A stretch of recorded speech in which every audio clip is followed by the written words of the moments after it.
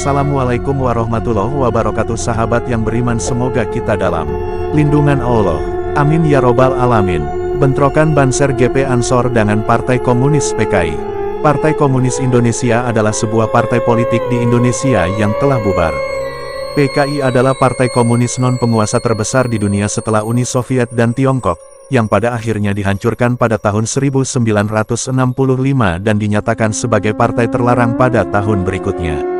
Tanggal 10 Oktober tahun 1965, sekalipun PKI menyatakan bahwa peristiwa tanggal 1 Oktober yang dinamai Gerakan 30. Ketika GP Ansor bentrok dengan komunis yang lebih dikenal G30 PKI.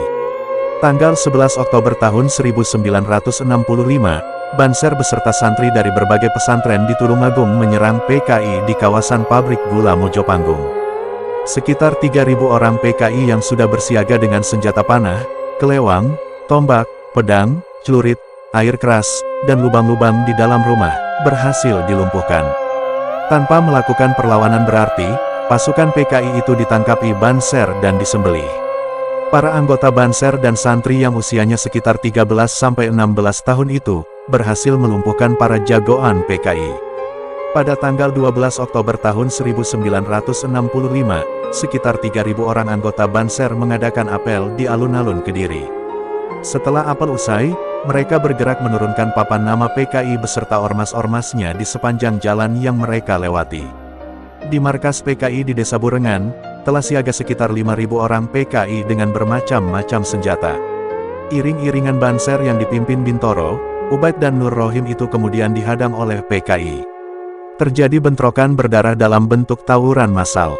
Sekitar 100 orang PKI di sekitar markas itu tewas. Sementara, di pihak Banser tidak satupun jatuh korban. Dalam peristiwa itu, Banser mendapat pujian dari Letkol Sumarsono, Komandan Brigif 6 Kediri karena kemenangan mutlak Banser dalam tawuran massal itu. Pada tanggal 13 Oktober tahun 1965, sekitar 10.000 orang PKI di Kecamatan Kepung, Kediri, melakukan unjuk kekuatan dalam upacara pemakaman mayat sikat tokoh PKI setempat yang tewas dalam peristiwa di Burengan. Mereka menyatakan akan membalas kematian para pimpinan mereka. Dan sore hari, 2 orang santri dari Pondok Kencong yang pulang ke desanya di Dermo, Pelosok Klaten, dicegat di tengah jalan.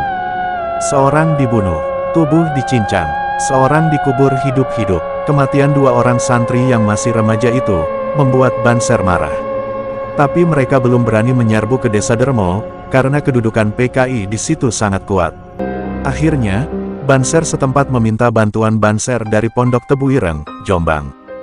Dengan kekuatan 5 truk, Banser Tebuireng masuk ke desa Dermo. Truk mereka diberi tulisan BTI singkatan dari Banser Tebuireng. Rupanya, PKI menduga bahwa BTI itu adalah Barisan Tani Indonesia yang merupakan ormas mereka. Walhasil, bagaikan siasat kuda Troya, pertahanan PKI di desa Dermo dihancurkan dari dalam. Pertarungan antara Banser dengan PKI yang berakibat fatal bagi Banser adalah di Banyuwangi. Ceritanya, Banser dari Muncar yang umumnya dari suku Madura dikenal amat bersemangat mengganyang PKI.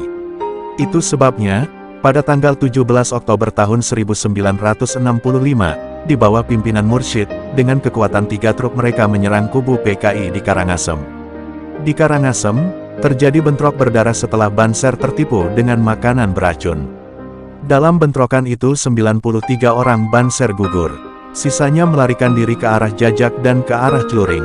Ternyata, Banser yang lari ke Celuring dihadang PKI di desa itu. Sekitar 62 orang Banser dibantai dan dimakamkan di 3 lubang dekat kuburan desa.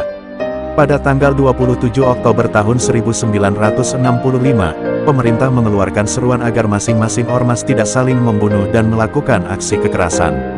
Siapa saja yang melakukan penyerangan sepihak, akan diadili sebagai penjahat. Seruan itu dimanfaatkan oleh PKI. Mereka melaporkan anggota Banser yang telah membunuh keluarga mereka. Dan jadilah hari-hari sesudah tanggal 27 Oktober itu penangkapan dan pemburuan aparat keamanan terhadap Banser. Jangan pernah melupakan, semoga bermanfaat, amin ya robbal alamin.